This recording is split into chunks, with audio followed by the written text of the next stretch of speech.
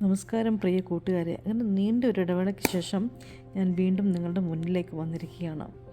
ഞാൻ കുറച്ച് നാളുകളായിട്ട് നല്ല തിരക്കിലായിരുന്നു.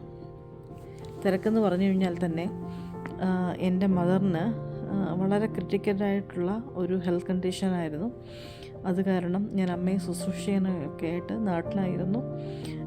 നമ്മുടെ മാതാപിതാക്കളെ അവർ ജീവിച്ചിരിക്കുമ്പോൾ നമുക്ക് പോയി ശുശ്രൂഷിക്കുകയും അവരോടൊപ്പം കുറച്ച് ടൈം സ്പെൻഡ് ചെയ്യുകയും ചെയ്യുമ്പോൾ തന്നെ അവരുടെ ഒരു ഹെൽത്തിനൊക്കെ തന്നെ ഒരു നല്ല മാറ്റം വരും, ഇല്ലേ? സ്വന്തം മക്കൾ വരികയും അവരോട് സംസാരിച്ചിരിക്കുകയും അവരെ ശുശ്രൂഷിക്കുകയും അവരുടെ കാര്യങ്ങളൊക്കെ നോക്കുകയും ഒക്കെ ചെയ്യുമ്പോൾ അങ്ങനെ ഞാൻ കുറച്ചധികം ദിവസം തന്നെ എൻ്റെ അമ്മയുമായിട്ടൊത്ത് അമ്മയെ ഹോസ്പിറ്റലിൽ കൊണ്ടുപോവുകയും അമ്മയ്ക്ക് മരുന്ന് വാങ്ങിക്കുകയും അമ്മയ്ക്ക് വേണ്ട സാധനങ്ങളൊക്കെ കരുതുകയും ഒക്കെ ചെയ്ത് അമ്മയെ നന്നായിട്ട് ശുശ്രൂഷിച്ച് എനിക്ക് സന്തോഷത്തോടെ തീർച്ചയായിട്ടും അമ്മയെ തിരിച്ച് ഞാൻ എത്തേണ്ട സ്ഥലത്ത് ഞാൻ താമസിക്കുന്നിടത്ത് വരുമ്പോൾ നമുക്ക് തീർച്ചയായിട്ടും ഒരു സങ്കടമൊക്കെ തോന്നും, അല്ലേ? സങ്കടം അനുഭവപ്പെടും. പക്ഷേ നമുക്ക് നമ്മുടെ ജീവിതം നമുക്ക് മുന്നോട്ട് കൊണ്ടുപോയാലേ പറ്റത്തുള്ളൂ.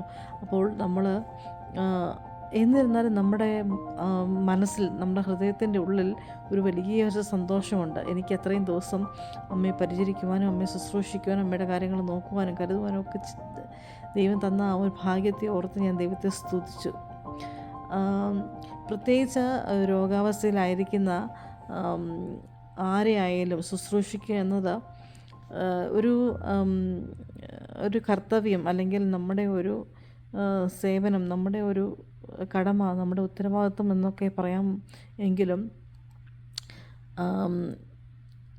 അനാരോഗ്യമായിട്ടിരിക്കുന്ന ഒരാളെ ശുശ്രൂഷിക്കുക എന്നുള്ളത് അത്ര എളുപ്പമല്ല. കാരണം അവരെ രോഗിയായിട്ടിരിക്കുമ്പോൾ അവർക്ക് ഒരുപാട് അസ്വസ്ഥതകളും, അല്ലേ, ഒരുപാട് ഇറിറ്റേഷന്, ഒരുപാട് വേദന, ഒരുപാട് അവർക്ക് തന്നെ പറഞ്ഞറിയിക്കാൻ പറ്റാത്ത ഒരു സാഹചര്യത്തിലൂടെ ആയിരിക്കും അവർ കടന്നു പോകുന്നത്, അല്ലേ? അപ്പോൾ അവരനുഭവിക്കുന്ന അസ്വസ്ഥതയൊക്കെ നമ്മളെയും അത് ബാധിക്കും, അല്ലേ? നമ്മളെത്ര അവരെ സന്തോഷിപ്പിക്കാൻ നോക്കിയാലും അവർക്ക് ആ ഉള്ളിൻ്റെ ഉള്ളിൽ അവർക്ക് തോന്നുന്ന ഒരു ലോൺലിനെസ്സും ഒക്കെ നമുക്കത് ചിലപ്പോൾ നമുക്കത് മാറ്റുവാൻ സാധിക്കില്ലായിരിക്കും. പക്ഷേ നമ്മൾ അവരോടൊത്ത് അവരെ മനസ്സിലാക്കിക്കൊണ്ട് അവർക്ക് വേണ്ടി പ്രാർത്ഥിച്ചുകൊണ്ട് അവരെ കരുതിക്കൊണ്ട് അവരെ നന്നായിട്ട് ഭക്ഷണം കഴിപ്പിക്കുവാൻ ശ്രമിക്കുമ്പോഴും അവരോടൊപ്പം ഹോസ്പിറ്റലിൽ പോകുമ്പോഴും, അല്ലേ, ഒരു ബൈസ്റ്റാൻഡറായിട്ടൊക്കെ ഇരിക്കുമ്പോഴും പിന്നെ അവർക്ക് വേണ്ട അവരെ ഭക്ഷണം കഴിപ്പിക്കുമ്പോഴും ഒക്കെ അവരെ ഒന്ന് തലോടുമ്പോഴും അവർക്ക് കിട്ടുന്ന ആ ഒരു തലോടലും ആ സ്നേഹവും ഒക്കെ അനുഭവിക്കുമ്പോൾ ആ വലിയ ഒരു വ്യത്യാസം തന്നെ അവരിൽ പ്രതിഫലിക്കുന്നത് നമുക്ക് കാണുവാൻ സാധിക്കും. അങ്ങനെ കുറേയധികം ദിവസങ്ങൾ എൻ്റെ അമ്മയുമായിട്ട് അമ്മയെ ശുശ്രൂഷിക്കാനൊക്കെ കടന്ന് പോയ ദിവസങ്ങളൊക്കെ ഓർക്കുമ്പോൾ ഉണ്ടല്ലോ, എനിക്ക് എൻ്റെ ഹൃദയത്തിൽ വളരെയധികം സന്തോഷമുണ്ട്. കാരണം ദൈവം തന്ന ഒരു വലിയ ഭാഗ്യമായിട്ടത് ഞാൻ കരുതുന്നു.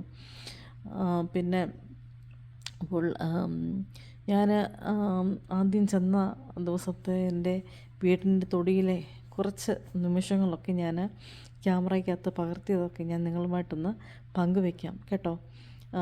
പിന്നെ വരും ദിവസങ്ങളിൽ ഞാൻ അതിനോട് ചേർന്ന് നാട്ടിലായിട്ടുള്ള ചില പ്രധാന നിമിഷങ്ങൾ ഒക്കെ എനിക്ക് പങ്കിടുവാൻ നിങ്ങളുമായിട്ട് സാധിക്കും. അതൊക്കെയും ഞാൻ ക്യാമറയിൽ പകർത്തിയിട്ടുണ്ട്. അതൊക്കെയും നിങ്ങളുമായിട്ട് ഞാൻ പങ്കുവയ്ക്കാം, കേട്ടോ കൂട്ടുകാരെ. അപ്പം എല്ലാവർക്കും സുഖമെന്ന് കരുതുന്നു.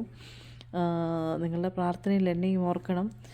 അതുപോലെ തന്നെ നിങ്ങൾക്ക് കിട്ടുന്ന അവസരങ്ങളൊക്കെ ഉണ്ടല്ലോ, മറ്റുള്ളവരെ ശുശ്രൂഷിക്കുവാനും മറ്റുള്ളവരെ കരുതുവാനും മറ്റുള്ളവരോടൊപ്പം സമയം പങ്കിടുവാനും. ചിലപ്പം ജീവിതത്തിൽ ഒരുപാട് വിഷമഘട്ടങ്ങളിലൂടെ കടന്നു പോകുന്നവർ, പല പല സാഹചര്യങ്ങളിൽ അവരോടൊപ്പം നിങ്ങളുടെ ചില നിമിഷങ്ങൾ അവർക്ക് വേണ്ടി മാറ്റിവെക്കുമ്പോൾ ഉണ്ടല്ലോ, നിങ്ങളുടെ ജീവിതത്തിലും അത് നിങ്ങൾക്കും എത്രമാത്രം അത് ഒരു ഭാഗ്യ നിമിഷങ്ങളായിട്ട് തീരുമെന്ന് നിങ്ങൾക്ക് മനസ്സിലാക്കുവാൻ സാധിക്കും. കാരണം ഞാൻ ആ ഒരു സ്റ്റേജിലൂടെ ചിലപ്പോൾ നമുക്ക് ചിലതൊക്കെ നഷ്ടപ്പെട്ടെന്നിരിക്കും, അല്ലേ? നമുക്ക് ചിലതൊക്കെ പ്രധാനപ്പെട്ട കാര്യങ്ങൾ നമുക്ക് ചിലപ്പോൾ മാറ്റി വെക്കേണ്ട വന്നെന്ന് വെക്കാം. എന്നാലും ഉണ്ടല്ലോ, ദൈവം തരുന്ന ആ ഒരു ഓപ്പർച്യൂണിറ്റി നമ്മളത് എടുത്തുപയോഗിക്കുമ്പോഴുണ്ടല്ലോ, അത് നല്ല ഒരു ഗുഡ് സമയത്തിൻ്റെ റോളാണ് നമ്മൾ ചെയ്യുന്നത്. അപ്പോൾ നമുക്ക് നിങ്ങൾക്കുമൊക്കെയും ജീവിതത്തിൽ അങ്ങനെ കുറേ നിമിഷങ്ങളൊക്കെ ഉണ്ടായിട്ടുണ്ടാവുമല്ലോ അല്ലേ? അപ്പം ചില നിമിഷങ്ങൾ, നാട്ടിലെ ചില നിമിഷങ്ങൾ, എൻ്റെ വീട്ടിലെ പിന്നെ തൊടിയിലെ ചില നിമിഷങ്ങൾ, പിന്നെ അമ്മയുടെ രോഗാവസ്ഥയൊന്നും ഞാൻ വീഡിയോയിൽ പകർത്തിയിട്ടില്ല കേട്ടോ. അപ്പോൾ അതൊന്നും പകർത്തുന്നതും ശരിയല്ലല്ലോ. പക്ഷെ ഞാനും അമ്മയായിട്ടുള്ള ചില ചിത്രങ്ങളൊക്കെ ഞാൻ പകർത്തിയൊക്കെ നിങ്ങളുമായിട്ട് ഷെയർ ചെയ്യാം. അപ്പോൾ നമുക്ക് ആ വീഡിയോയിലോട്ട്, ചെറിയൊരു ക്ലിപ്പിലോട്ട് നമുക്ക് പോകാം. Thank U.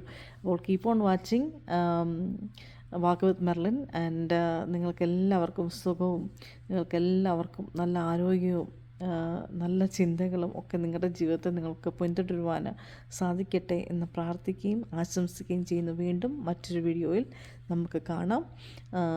പിന്നെ എൻ്റെ ഈ വീഡിയോസൊക്കെയും നിങ്ങൾ ലൈക്ക് ചെയ്യുക, കമൻറ്റ് ചെയ്യുക, ഷെയർ ചെയ്യുക, സബ്സ്ക്രൈബ് ചെയ്യുക. അപ്പോൾ അടുത്ത പ്രാവശ്യം കാണുന്നവരെ നന്ദി, നമസ്കാരം.